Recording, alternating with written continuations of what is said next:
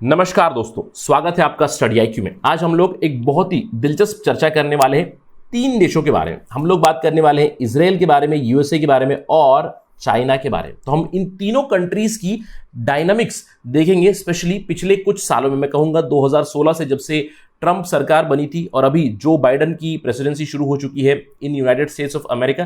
तो इस लाइट में हम लोग इन तीनों कंट्रीज के बारे में चर्चा करेंगे। अब नॉर्मल तौर पे हमारी मंशा क्या है? हमारी मंशा ये रहती है कि इजराइल और यूनाइटेड स्टेट्स के जो संबंध है, हम सबको लगता है कि काफी ज्यादा क्लोज अलाइनमेंट है और बहुत हद तक ये सही भी है। यानी कि इजराइल का एक परम मित्र कौन है? वो यूनाइटेड स्टेट्स ऑफ अमेरिका है। लेकिन पिछले कुछ सालों से, मैं कहूंगा जब से ट्रेड वॉर शुरू हुआ है यूएसए और चाइना का, उसके बीच इजराइल कहीं ना कहीं फंस चुका है। क्यों?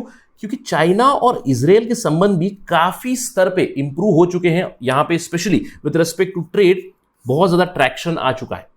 तो हम लोग पहले इजराइल यूएसए रिलेशंस के बारे में बात करेंगे, पिछले कुछ सालों की बात करेंगे, और बाद में इजराइल चाइना की डायनामिक्स को देखेंगे। यहां पे ट्रेड रिलेशंस तो काफी बढ़ रहे हैं, लेकिन कुछ प्रॉब्लम्स भी है, तो इन प्रॉब्लम्स के ऊपर भी हम लोग फोकस करेंगे। और अंत में हम लोग देखेंगे कि इजराइल में व्हाट एग्जैक्टली इज हैपनिंग और इजराइल के साथ व्हाट एग्जैक्टली इज हैपनिंग। तो ये सब इंफॉर्मेशन लेने के लिए मेरे साथ बने रहिए स्टडी आईक्यू पर। मैं हूं आपका दोस्त राहुल सायगांवकर। अगर आप मुझे फॉलो करना चाहते हो, you can follow on the ID @RahulSai222। मेरा टेलीग्राम चैनल इसी आईडी से है, @RahulSai222। इस पर्टिकुलर टेलीग्राम चैनल पे आपको मेरी वीडियोस की अपडेट्स मिल जाएंगी। साथ ही साथ यहाँ पे आपको इस प्रेजेंटेशन की पीडीएफ भी मैं अपडेट करता हूँ। इसके अलावा अगर आप कॉम्पिटिटिव एग्जाम की तैयारी कर रहे हैं, बी इट यूपीएससी और state PSC, do visit the details that are given here. काफी सारे डिस्काउंट चल रही है। Janmashtami sale is going on in August. Do avail these service. चलिए बात करते हैं एक ऑब्जर्वेशन के साथ। मैंने यहां पे लिखा है then in the sense Trump की प्रेसिडेंसी में क्या हुआ था। ट्रंप की प्रेसिडेंसी में एक तरफ थे डोनाल्ड ट्रंप फ्रॉम यूएसए और एक तरफ थे Benjamin Netanyahu from Israel side, और इन दोनों के बीच काफी अच्छी कमाराडरी थी।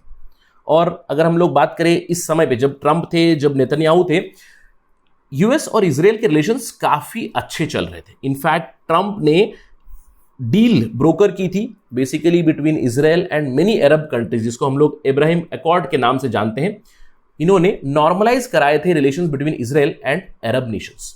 इसके अलावा अगर हम लोग बात करें मिडल ईस्टर्न रीजन में, ट्रंप का काफी फोकस था। चाइना के खिलाफ उनका ट्रेड वॉर भी चला था, जिससे थोड़ा सा इंपैक्ट जरूर हुआ है। बट ओवरऑल मैं कह सकता हूं, जब ट्रंप थे प्रेसिडेंट यूनाइटेड स्टेट्स के और बेंजामिन नेतन्याहू थे प्राइम मिनिस्टर इजराइल के, तो काफी ज्यादा अच्छे थे संबंध इजराइल और यूएसए के। लेकिन अब क्या हो गया? अब लीडरशिप बदल चुकी है दोनों ही देशों में। एक तरफ है नफ्ताली बेनेट इन इजराइल और दूसरी तरफ है जो Biden in United states of America. और कुछ हद तक हम कह सकते हैं कि इन दोनों के बीच, यानी कि यूएसए और इजराइल के बीच एक दरार जरूर आ चुकी है, यानी कि क्रैक्स आर अपीयरिंग। इसका मतलब ये नहीं है कि दोनों देशों के बीच कुछ ज्यादा ही प्रॉब्लम्स चल रही, नहीं।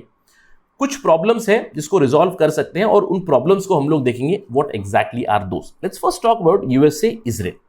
अब अगर हम लोग यूएस इजराइल डायनामिक्स की बात करें, पिछले कुछ सालों में अब्राहम अकॉर्ड साइन हुए थे। यूएई के साथ अब्राहम अकॉर्ड साइन हुआ था, बहरीन के साथ, दूसरे कंट्रीज के साथ भी नॉर्मलाइज किए इजराइल ने रिलेशंस। इसको ब्रोकर किया था डोनाल्ड ट्रंप ने, और बाइडन सरकार ने भी, दे आर मोर और less respecting it. So it's a good point, एक पॉजिटिव पॉइंटर है यहां पे। लेकिन इस अब्राहम अकॉर्ड से अगर सब लोगों को लग रहा था कि पैलेस्तीन और इजराइल के बीच भी रिलेशंस अच्छे हो जाएंगे, ये गलत हुआ है। अगर हम लोग बात करें इजराइल पैलेस्तीन का इशू, वो अभी भी जिंदा है। हम लोगों ने मई 2021 में काफी स्तर पे यहां पे देखा था इजराइल और गाजा में जो इशू हुआ था, इजराइल वर्सेस हमास। एक तरफ से हमास बॉम्बिंग कर रहा है, इजराइल अपने आयरन डोम को डिप्लॉय कर चुका था, इजराइल दूसरी तरफ से बॉम्बिंग कर रहे हैं। बहुत सारे लोगों की डेथ भी हुई थी यहाँ पे। तो जो गाजा में रिसेंट बॉम्बिंग्स हुए थे, इससे एक चीज तो तय हो चुकी है कि अब्राहम अकॉर्ड की जो यूटिलिटी है, या फिर अब्राहम अकॉर्ड से क्या इजराइल पैलेस्तीन के रिलेशंस नॉर्मलाइज हुए हैं? Answer would be no, the issue still remains. अब अगर ये इशू रहेगा तो इजराइल का जो एक हार्ड लाइनर स्टांस होता है विथ रिस्पेक्ट टू पैलेस्तीन और विथ रिस्पेक्ट टू गाजा, यहां पे अगर हम लोग ह्यूमन राइट वायलेशन की बात करें, इसके चलते हम लोग थोड़ी सी अनबन देख सकते हैं इजराइल और बाइडन सरकार के बीच। क्योंकि जनरली जो Biden government is pro democracy, pro rule of law and pro human rights. इसके अलावा एक दूसरा पॉइंटर है, मैं कहूंगा negative, would be the growing Iran influence in the region. अब देखिए, जब ट्रंप की सरकार थी उन्होंने कुछ कड़े कदम उठाए थे ईरान के खिलाफ। ईरान के ऊपर बहुत सारे सैंक्शंस लगाए थे, ईरान के कंपनीज के एसेट्स को फ्रीज किया था, JCPOA joint comprehensive plan of action था, उसको भी रेनेग किया था ट्रंप ने, यानी कि ईरान के खिलाफ बहुत सारे सख्त कदम उठाए गए।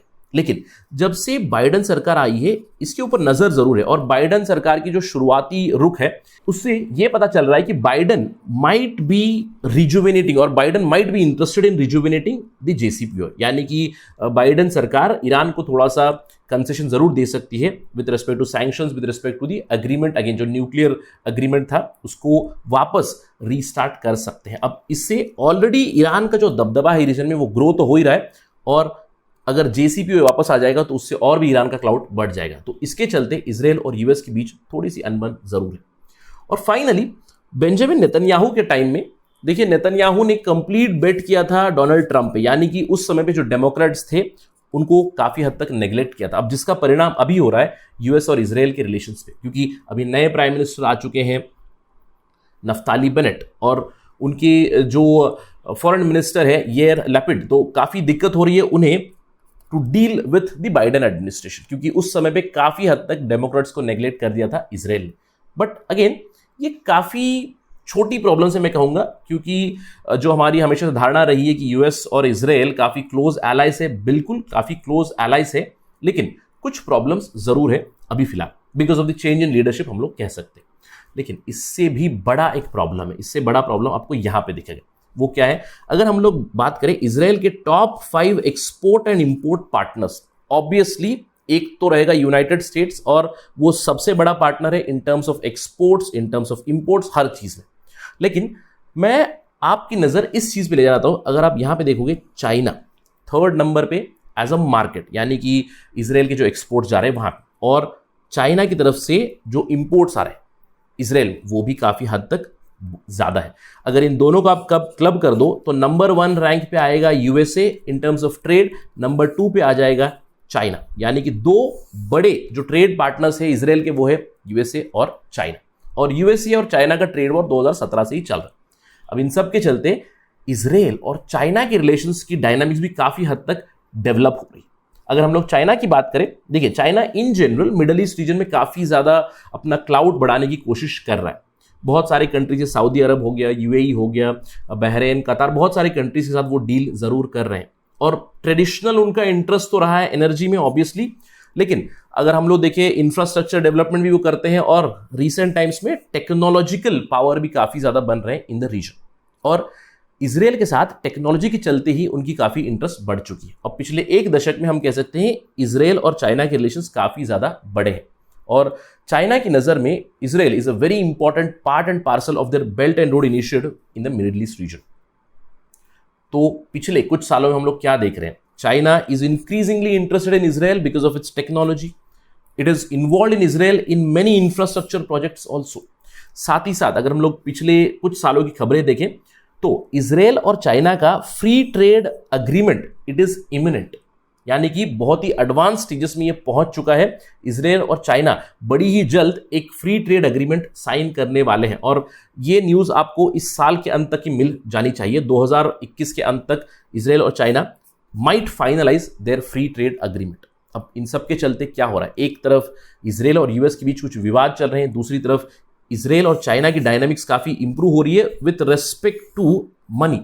लेकिन इतना आसान नहीं है इजराइल चाइना को उनके जो विवाद है, उनकी जो प्रॉब्लम्स है, उसको सी थ्रू करना। अगर मैं उदाहरण के तौर पे समझाऊं आपको, रिसेंटली क्या हुआ? रिसेंटली देखिए यूनाइटेड स्टेट्स की वजह से इन दोनों के रिलेशंस में भी कुछ प्रॉब्लम्स आ रही। फॉर एग्जांपल, चाइना ने यूनाइटेड नेशंस में अर्ज किया था मई 2021 में, जब बॉम्बिंग चल रही थी गाजा पे, तो इजराइल पैलेस्टीन कॉन्फ्लिक्ट पे उन्होंने अर्ज किया कि यूनाइटेड नेशंस को कुछ एक्शन लेना चाहिए।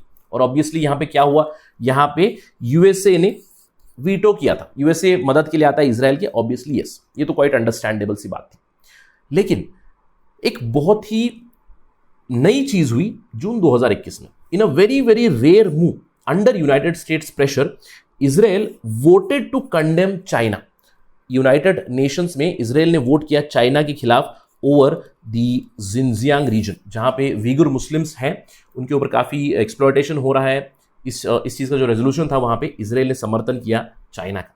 तो इस चीज से ये पता चल रहा है कि चाइना एक तरफ ट्रेड रिलेशंस तो बढ़ाया हुआ है, लेकिन उनकी जो स्ट्रेटेजिक रिलेशंस हो गई, उनकी जो पॉलिटिकल कनेक्ट है इजराइल के साथ, उसमें प्रॉब्लम्स अभी भी चल रही है। बट नॉनदलेस पिछले एक दशक में हम लोगों ने ये जरूर देखा है कि ट्रेड रिलेशंस यूएस के साथ तो बरकरार है ही, लेकिन चाइना के साथ बढ़ रहे हैं। तो इन सब के चलते what is exactly happening with Israel? Israel is now stuck between two great powers. एक तरफ है यूएसए जो उनका ट्रेडिशनल एलाय है, कई सालों से उनका एलाय है, और दूसरी तरफ है चाइना जो एक नया पार्टनर है, एक बहुत बड़ी अपॉर्चुनिटी है इन टर्म्स ऑफ मनी, और इनफैक्ट दोनों इनके लार्जेस्ट ट्रेडिंग पार्टनर्स हैं। तो जो नए प्राइम मिनिस्टर है वहां पे Naftali Bennett, what is he trying to do? He is trying to develop a balanced approach. एक तरफ यूएसए के साथ रिलेशंस बरकरार रखने पड़ेंगे क्योंकि जो अलायंस है एक ट्रेडिशनल अलायंस है, तो यूएसए एक बहुत बड़ा उनका सपोर्टर रहा है। अगर आप यूएन की वेबसाइट पे चले जाएंगे और वहां पे आप देखोगे यूएसए के जो वीटो हुए हैं यूनाइटेड नेशन सिक्योरिटी काउंसिल में, सबसे ज्यादा वीटो आपको मिलेंगे इसी इजराइल के मुद्दे पे, जहां पे यूएस ने कंटिन्यूसली समर्थन दिया है इजराइल का।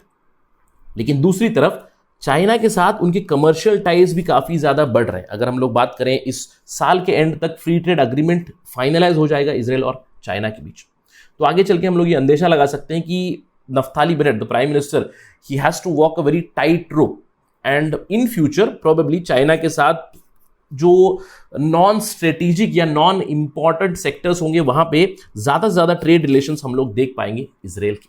तो let's wait and watch what happens between Israel, USA and what happens between Israel and China in future. अगर इस पे कोई डेवलपमेंट आएगी तो we'll bring it to you as soon as possible on Study IQ.